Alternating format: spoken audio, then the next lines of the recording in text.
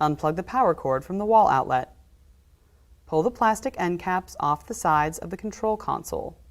Remove the screws from both sides of the console.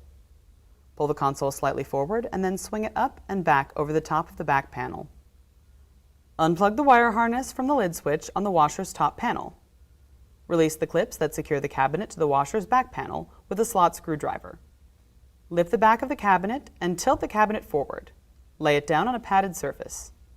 Press in on the lid switch wire harness plug locking tabs to release them and pull the plug out. Remove the screw from the green ground wire and release it. Remove the lid switch mounting screws. Release the lid switch wire harness from the clips and pull the lid switch out of the cabinet.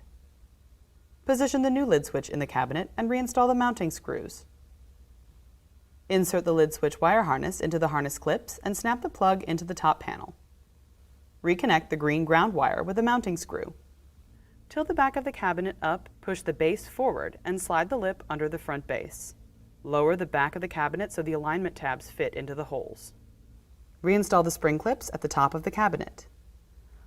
Plug the lid switch wire harness back into the receptacle. Put the control console back in position and snap it into place. Reinstall the mounting screws at the base of the console.